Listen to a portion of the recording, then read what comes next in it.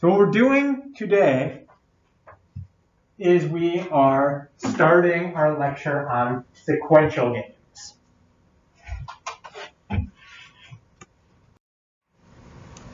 For our first game, pair up with a neighbor. You guys already did that. It's going to be Maddie, you're paired up with Jade. Evelyn, you're paired up with Julia. Whoever is sitting closest to the window, so in this case Maddie and Evelyn, you guys are player ones. The way this game works is you're going to take turns choosing numbers. Player one chooses first. You're going to write your number on the dry erase board. You can only choose the numbers 1 or the number 2. After each turn, you're going to add up all the numbers that have been selected so far. So for instance, Evelyn, if you pick 1, and Julia, you pick 1, our total is now 2. It'll then be Evelyn's turn again. She picks 1, the total is now 3.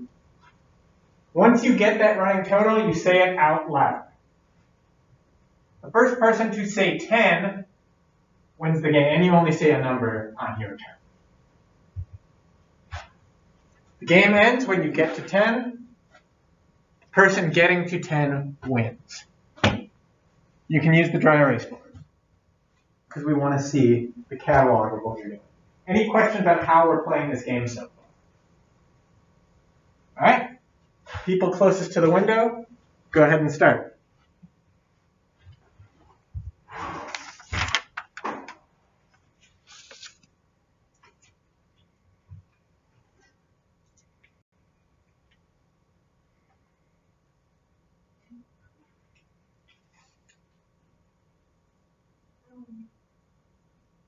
Do you have a question? Yeah. All right. So we should just show people or? Yeah. Like every time we pick a number? Yeah. In case anyone didn't hear that question, you show your partner, the person you're playing against, your choice. Yeah, mine works for sure. There's, all right, take this one. That's up, good, good. Sorry, I thought you were watching.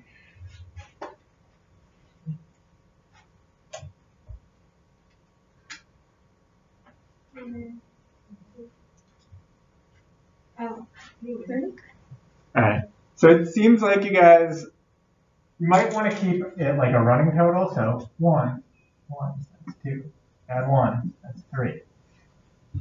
Instead of writing really big numbers and erasing each time.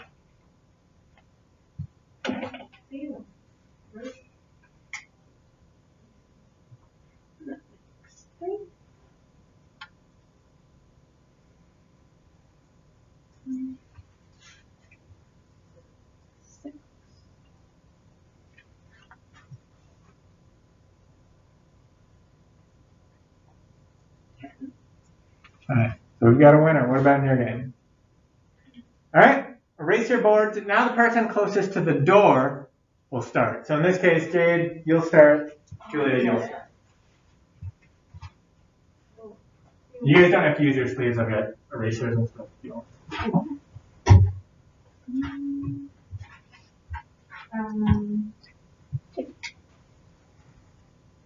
5.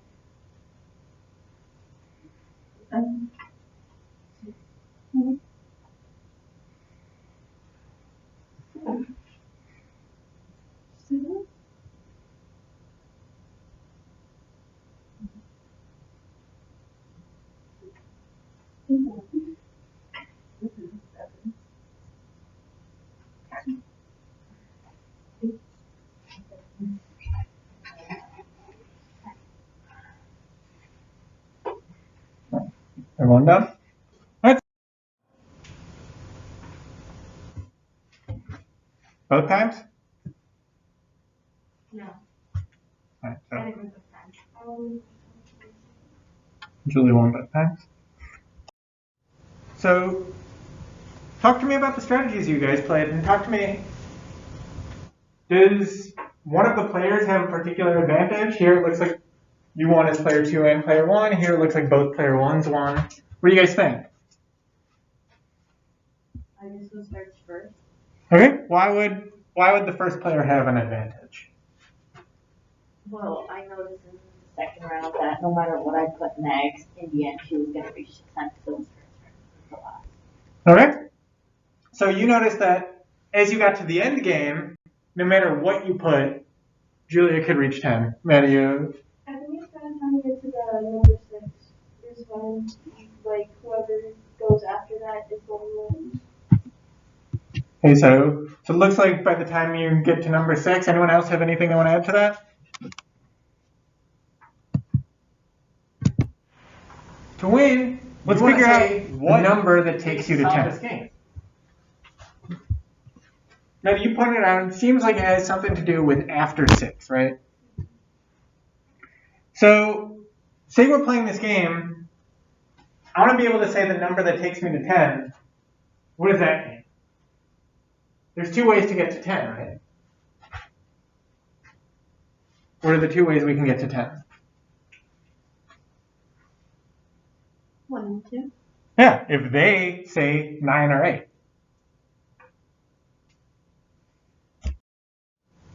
The only way we can say 10 is if they say 9 or 8. But there's a way we can force them to say 9 or 8, right? To force them to say 9 or 8, we have to say 7. So, Manny, you're there. It looks like a little bit like it's right after 6 the end game happens. But remember, this is a game of full information. Everyone knows the rules. Everyone knows the payoffs. Everyone knows the history. So, for instance, if you're a second player, you know that they said 1 or 2 to start the game, so on and so forth. And because everyone knows the rules and everyone knows the payoffs, they also want to make you say 8 or 9 so they can say 10. So they also want to say 7, so you have to say 8 or 9. To come up with a solution, what we're doing is taking this end game, I want to say 10, and thinking backwards. Any questions so far?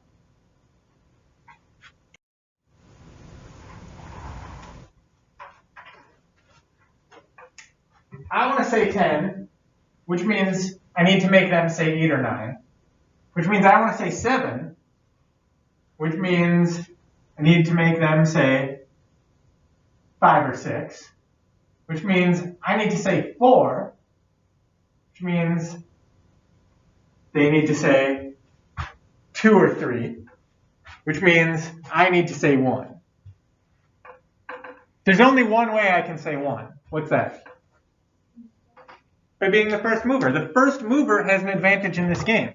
First mover can force a victory by starting off and saying 1 and following this sequence. Questions so far? So it seems like everyone is sort of on the right track with how these games work. Evelyn, your intuition was that the first mover has an advantage. That's absolutely right. Maddie, your intuition was that the end game starts to show itself right after 6. That's absolutely right.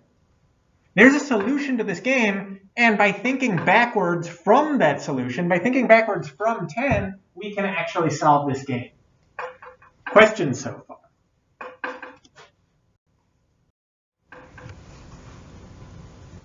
More generally, we've been working with simultaneous games, games in which movers move at the same time, rock, paper, scissors. But some games, like this game, the count to 10 game, are sequential. A sequential game depends on the order of the moves. And in depending on the order of the moves, certain players might be treated differently, even when they have the same strategy set available to them. A sequential game, sorry, I got caught a little bit, is a game where one player chooses their action before the other chooses. There's a couple things that happen when one player chooses first. One, the first player might be able to solve the game ex ante. Two, the second player gains new information. They gain new information on what that first player chose. If that new information wasn't valuable, we might as well be playing a simultaneous game. Questions so far? All right, so let's see how this might come into play in a game we're all familiar with, tennis. So let's just summarize what we just saw. He used the tick that he had in order to be able to predict where he was going to serve. And then he used the ability to predict that to find when in the match it would be best to know. All right. So this sounds really game theoretic in the sense of strategic interaction. But it's a little different than what we've been seeing because it's very sequential. When we're playing tennis, first the player serves and then you have to react to that serve. Here we have some information that's going to change the sequence. There's a meta strategy to it that he also hints at. Because you don't want to win every time. If you win every time, then someone's going to go, oh, something's going on here, I better figure it out. So you want to win strategically. So let's see what sequential games look like in practice. Now, much like with simultaneous games, we're just going to play a lot of these games to get used to the form before we start to think about some more sophisticated ways we can solve them. So let's start with what I'm going to call a degenerate game. I'm calling this a degenerate game because it's not really a game. There's no strategy here. We've got two players, A and B. A moves first. Player A is deciding how to split $4 between herself and player B. Player A's choice ends the game. B has no choice. B is a passive player.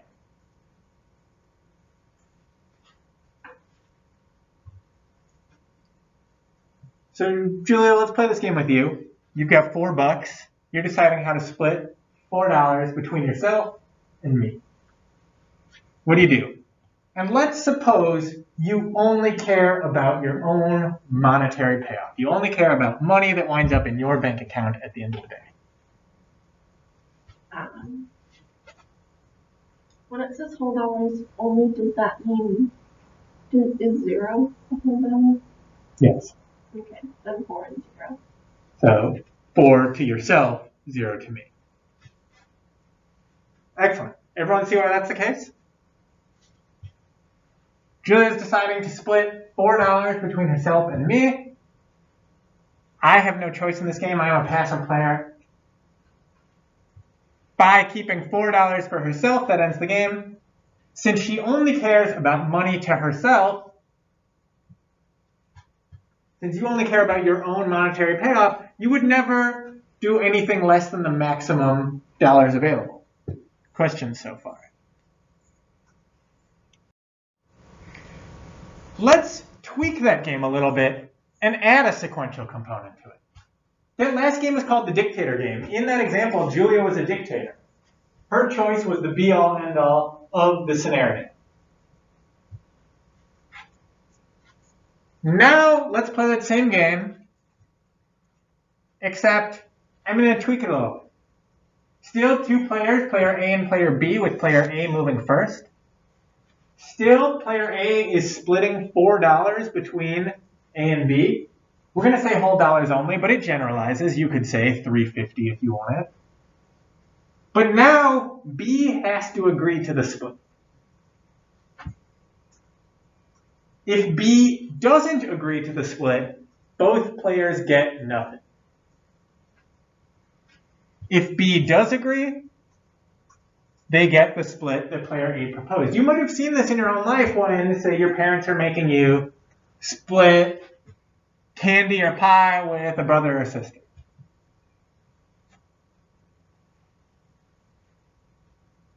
Now again, let's throw a key assumption in there. And both later today and also later in the semester, we're going to push back on this assumption. But suppose both players care only about their own monetary payoffs. Now, Julia, how are you splitting it up? I would split it 3 and 1. 3 and 1. Why is that? What's your reasoning there?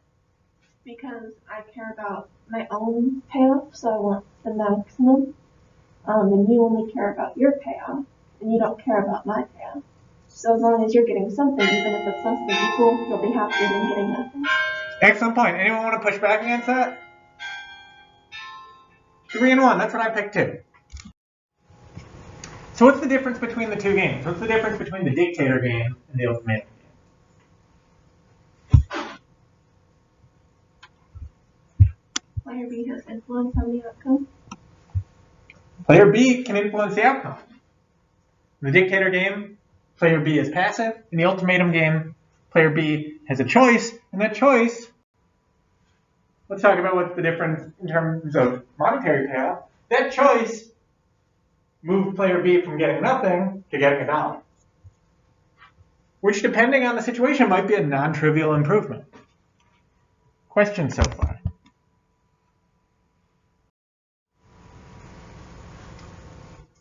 To generalize, when we are playing sequential games, and here we have complete and perfect information, so everyone knows the rules, everyone knows the payoffs. In this case, I know that you chose a 3-to-1 split before I decide to accept or reject. Everyone knows the order of the play, the available actions. In this case, in this sort of sequential game, we can depict the game in a particular way. And that's using a game tree.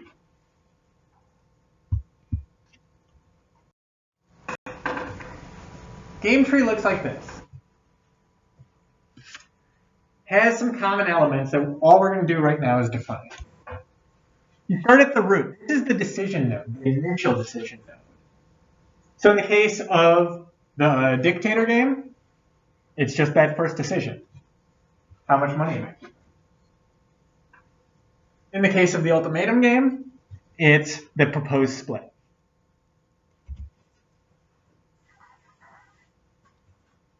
Decision nodes represent where each player makes a choice. In the dictator game, player B has no choice. In the ultimatum game, the choices are accept or reject.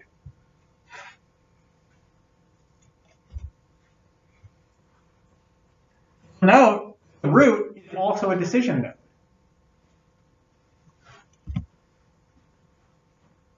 Terminal nodes are where the game ends.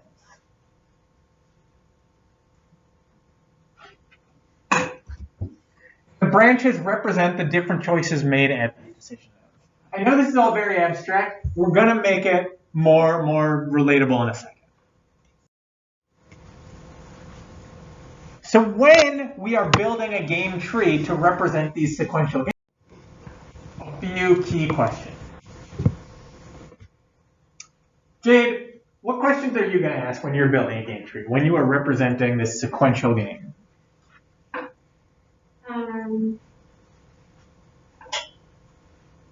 What are my outcomes? Okay. What are the outcomes? Manny, what about you?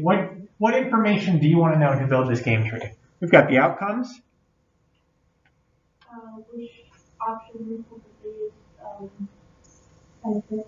Okay. So not only what are the outcomes, but how do we rank the outcomes? Evelyn, what do you want to know?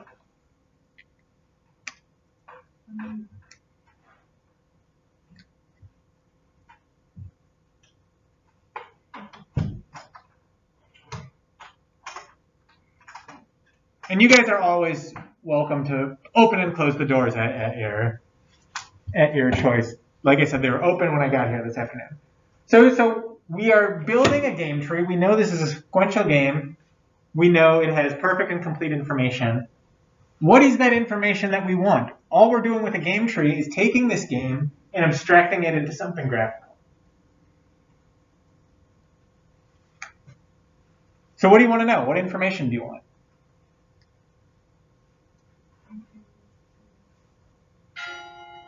I didn't hear you. Well, if this were a game matrix, if this were a simultaneous game, what information would you need to make the game matrix? The choices. That's what, like Choices? reactions. choices and actions, right? What else? Players. Players, Yeah. outcomes and payoffs. And how the players rank the payoffs. What makes a game tree different than a game matrix?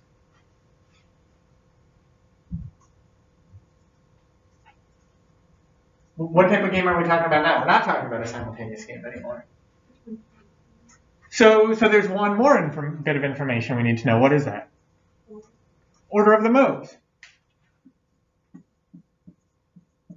You guys just built a game tree. Start by asking questions. And we ask the same questions that we'd ask in a simultaneous setting. Who are the players? But we add one new question. When does each player get to move? What are the actions available to each player? What are the outcomes of the game? And importantly, how does each player rank those outcomes? All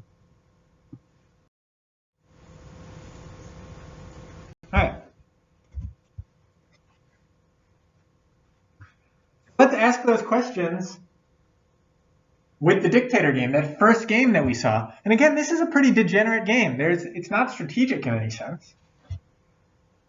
So what did we want to know to model this game?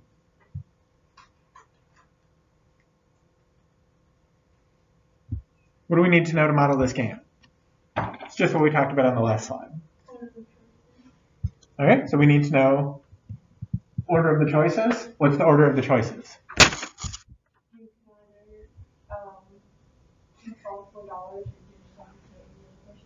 Okay, so the order of the choices is player A makes a choice, end of game. What else do we need to know?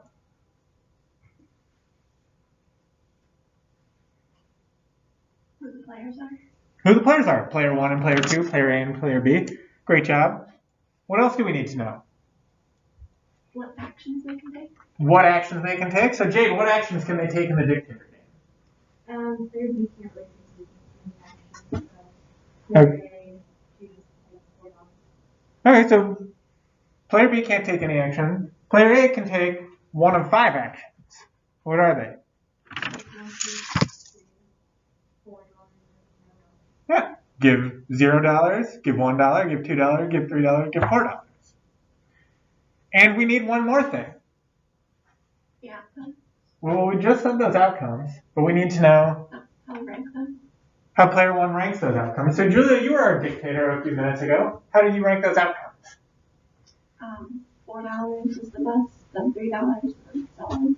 You ranked them by thinking more money for you is better. What we did was we just built out our game tree. We've got 2 players, A and B. We've got an order of the moves. A goes first and the game ends. There are 5 actions available to player A. Keeping $0 through keeping $4. That choice ends the game. We know how you rank those payoffs. You only care about money. And how you split is the payoff. So let's draw this game tree out. We have an initial decision node. That's where game trees start.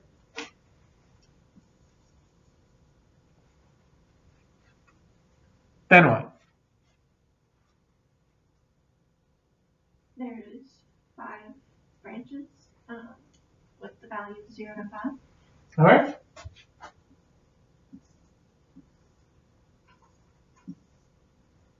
Yeah. Or 0 to 4, not 0 to 5. Yeah, I read you. So, because any dollar to you is a dollar not to me, we could write, 4, 3, 2, 1, 0. But we don't have to. I'm going to simplify that a little bit. I'm just going to write 4 minus x and x. And x can be anything, any integer, from 0 to 4. This is just some set notation. This funky e means element. E is an element of the set, 0 to 4, provided that or that x rather, is an integer. This is our first game tree. It's kind of silly because this is such a degenerate game. There's not a lot of choices here. But we can use this really simple, really silly game to think about how we're going to use sequential games moving forward. So Julia, you already solved this game for us. You already told us what your preferred split is as the dictator. But let's use some of that backward induction that we talked about at the beginning of the lecture. Again, it's trivial because there's no second choice. But if what you want is to maximize 4 minus x, and x can be 0, 1, 2, 3, or 4, how are you going to solve this game? By making x as small as it can be. Great. X equals 0. Payoff is 4 to you, 0 to me. Your choice ends the game. You solved the game. Great job. Does everyone see why that's the case? Am I good to erase the board?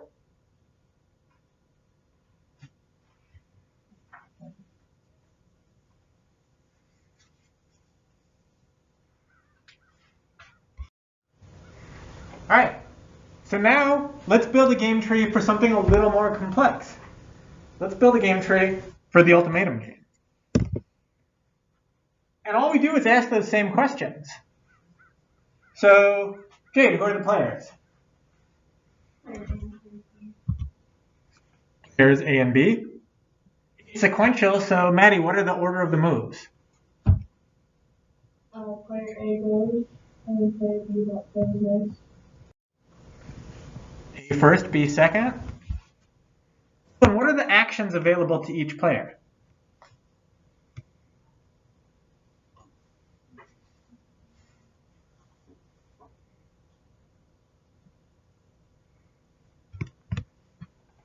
Remember, the ultimatum game is just like the dictator game, but now player B has a choice.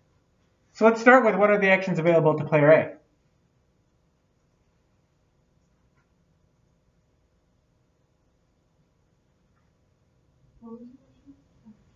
What are the actions available to player A in the ultimatum game?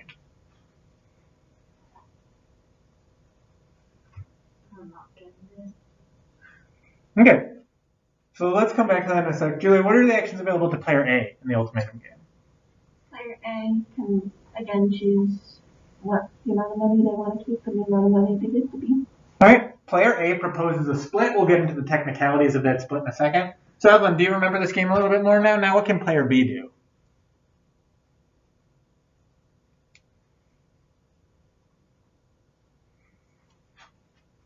So it's kind of right there in the title. It's an ultimatum. What happens in an ultimatum?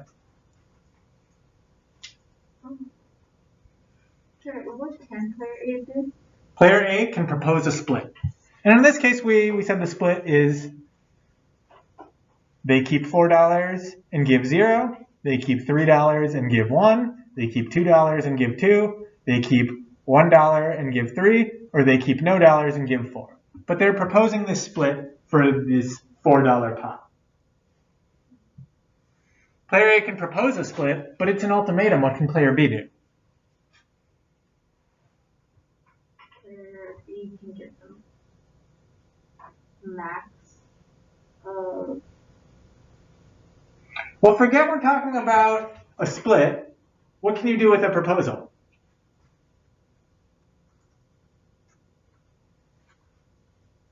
Yeah, Jade. Say yes or no. When someone proposes something, you can accept it or reject it. The actions available to each player are A can propose and B can respond to A's proposal. We already talked about the different ways A can propose. 0, 1, 2, 3, 4.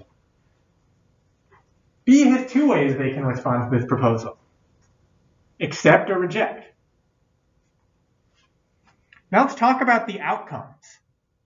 What are the outcomes from acceptance?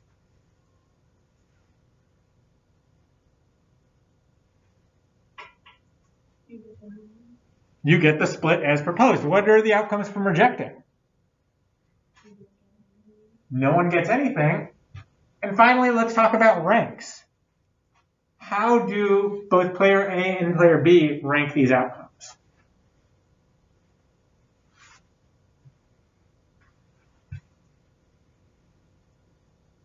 Anyone can answer. The person with all the money is the happiest. Like, that's the biggest payoff. Yeah, more money is better. The outcomes are either we accept the proposal and everyone gets it as proposed, or we reject it and no one gets anything. The ranks of those outcomes are more money is better. And when we say more money, we mean for ourselves. So player A cares about money to player A. Player B cares about money to player B. We can draw this in a game tree, with A making this initial decision, the proposed split, and B deciding whether to accept or reject the proposed split. And here, again, we simplified it to just write x and 4 minus x.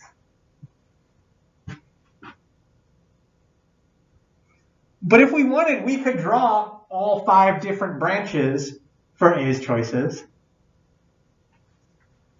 B's choices remain the same except to reject, but that would result in 10 overall branches. You proposing to keep $4 and give nothing, me saying yes or no to that. You proposing to keep $3 and give 1, me saying yes or no to that, and so on and so forth. That can get a little difficult to deal with, both graphically but also sort of in our own mind space. So we're going to simplify it down to just this one branch of x and 4 minus x and stipulate the values x can take. Questions so far?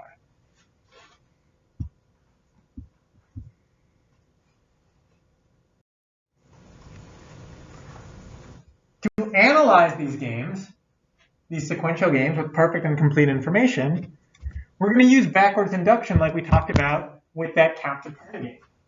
You might have heard other names for this. Rollback equilibria. What we're going to see is there's a particular form of backwards induction called subgame perfect. We'll get to that next week. But what we're doing is making a decision at every node. And every game that satisfies certain assumptions is going to have at least one of these rollback or backwardly induced equilibria.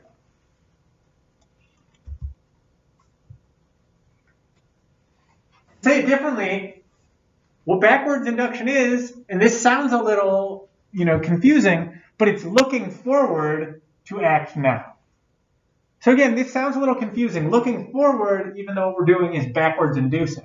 And that's because we're looking forward, for instance, in that first game today, we're looking forward to who can say 10 first, and then we are reverse engineering how we get there. Questions so far?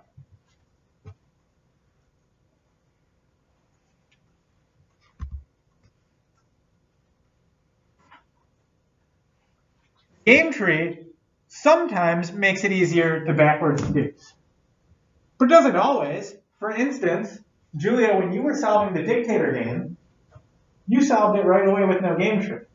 You knew that you wanted all the money for yourself. You said, I'm keeping all the money. And the game tree, as we saw a minute ago, wasn't much help. Depending on the game we're using, and you guys will see this for yourself, and to some extent it's personal preference, depending on the game we're talking about, a game tree might help us. So let's see if we can backwards induce for this ultimatum. And let's put ourselves in the shoes of player A. What does it mean to backwards induce? It means jumping forward to the end of the game, and then backwards inducing from there, reverse engineering. So suppose you are player A. What do you not want to happen? $0. You don't want $0. Remember, as player A, all you care about is money. You don't want to go down this branch of the game tree. That's looking ahead. How can we guarantee that B does not reject? That we don't wind up with $0? Give B some money.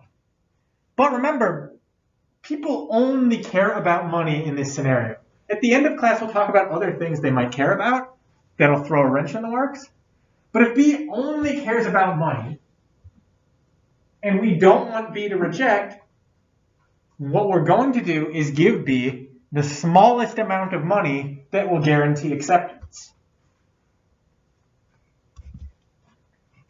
In this case, we're going to keep 3 and pass 1. As you get more advanced in your careers as game theorists, you'll see what I did here was fudge the numbers a little bit. But for today, all that we need to know is that everyone likes money and A wants to keep B happy. Just a little bit. All right. So what time is it? 3:50. All right. Let's talk about a bit more complex game, because the dictator game is degenerate. There's no real choice there. B is a passive player. The ultimatum game is a little bit more complex. Let's add some complexity to this game. Let's pretend we're 2 businesses. This is the entry deterrence game. Here are the rules of the game. An incumbent monopolist, that means they're already in the industry, they're already in business, faces the threat of entry from a new firm. The entrant, the potential entrant, I say, is deciding whether or not they want to go into business.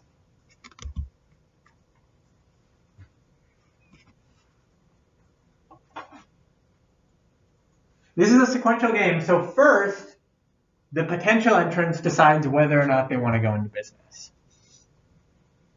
Then the incumbent, having observed that entrant's move, decides whether they want to be aggressive or passive, whether they want to fight the new firm or accommodate.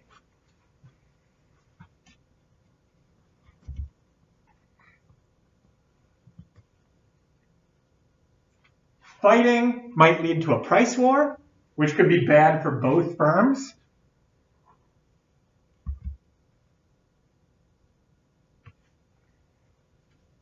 What we're doing is now ordering those payoffs.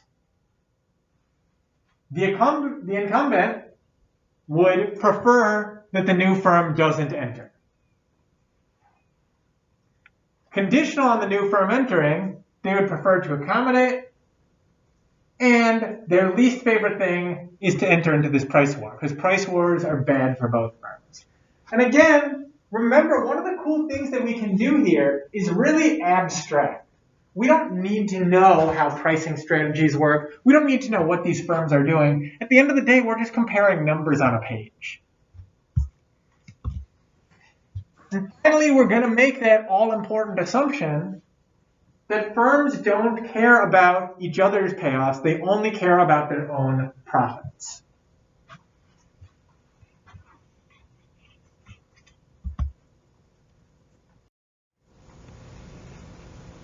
All right, so let's start building the game tree. Evelyn, who are the players here?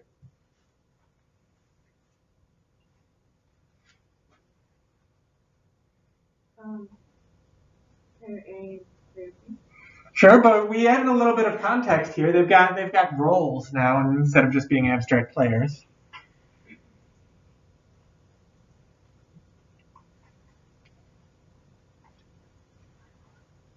Yeah, Jade. The incumbent and the entrant. The incumbent firm is well established. They've already got some power behind them. The entrant is deciding whether or not they want to go into business. Next, we want to know the order of the moves. This is a sequential game, after all. Who remembers the order of the moves? The entrant first and then Entrant first, incumbent second. And what we're trying to do here, because this sounds weird, incumbency usually sounds like it has a first mover advantage, but the entrant is deciding whether or not they want to enter. So I say entrant, but really we should think of it as potential entrant. All right, so who remembers the actions available? And let's start with that potential entrant first.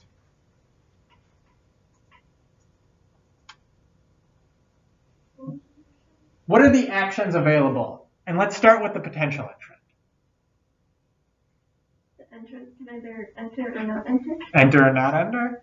And the incumbent decide to fight or accommodate. And these are strong words, but when we say fight, we mean in the sense of pricing in business. This leads to 3 distinct outcomes. Either no entry, which would end the game, either entry and fighting, or entry and accommodation. And from that last slide, we were given how, sorry, it's a little low on the screen here, but we were given how the players, both the potential entrant and the incumbent, rank those outcomes. The entrant would prefer to be accommodated. If they can't be accommodated, they would prefer to not enter at all, because if they enter and are fought, it's going to lead to a price war, and as a new firm in this industry, they can't afford that. The incumbent would prefer they not enter. Don't want to deal with it. If they enter, the incumbent would prefer to accommodate. Again, price wars aren't good for anyone, any business. They might be good for us, the consumer.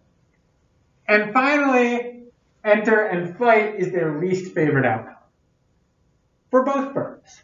You can't really see the bottom of the screen here, but slides are on Canvas. All right, questions so far?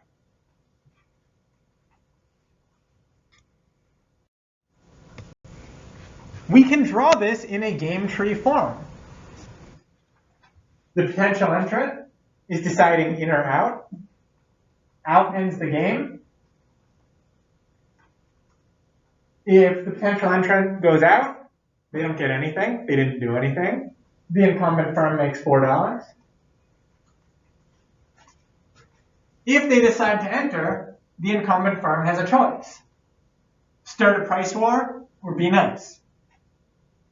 In the case of a price war, both firms lose $1. In the case of accommodation, both firms gain $2. So we can see why the incumbent firm would prefer $4 to $2 and $2 to -1. The potential entrant prefers $2 to no dollars and no dollars to -1. Questions so far?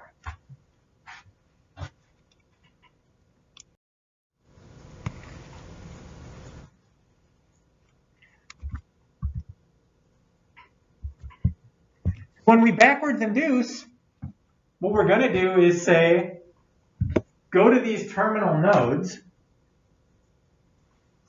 So any choice that ends the game is a terminal node, remember. And have that player choose their most preferred outcome. If B was making, So when B makes the choice, and the only choice B can make is at this decision node, what does B choose? It's already on the screen, so it's not a trick. Accommodate.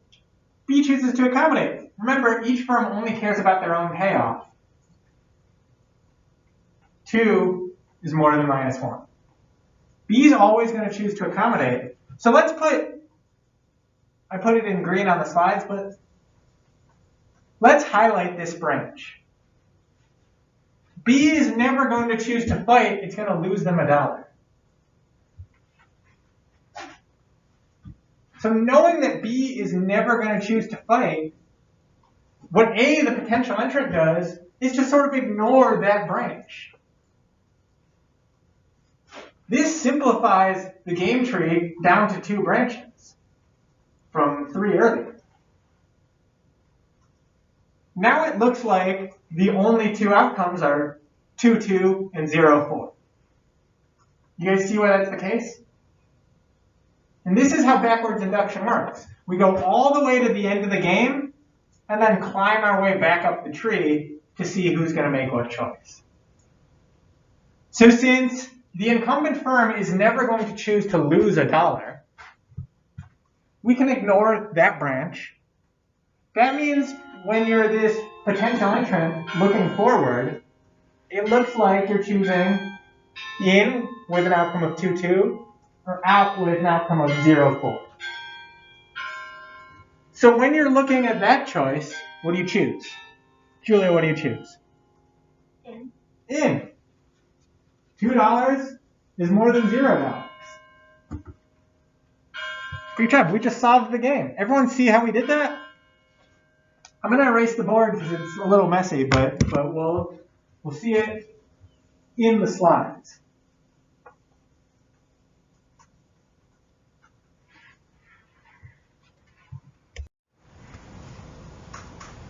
The incumbent would never choose to fight, so we wiggle our way up this branch, which means the potential entrant is going to choose in.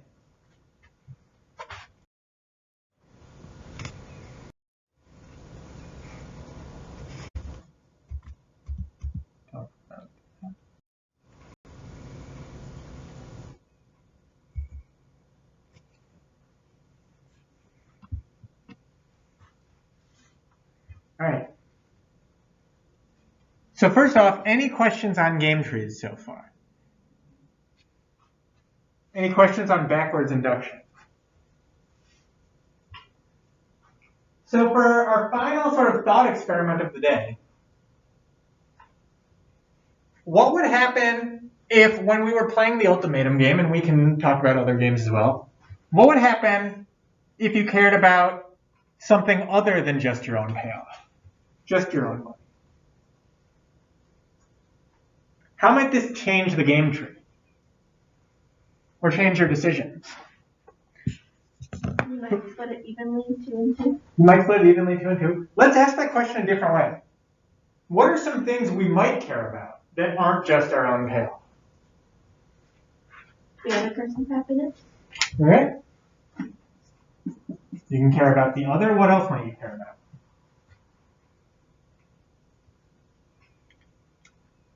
What do you guys care about in your daily lives?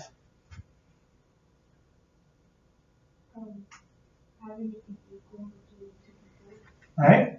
So you might care about the other for their own sake. You might care about the other for the sake of fairness. You might care about something like efficiency. Efficiency has a particular meaning in econ, so all outcomes are efficient here. But we might see games where there are inefficient outcomes. For instance, when we were looking at the prisoner's dilemma, everyone going to jail was an inefficient outcome. All right. So if we care about the other person, how might the game tree change?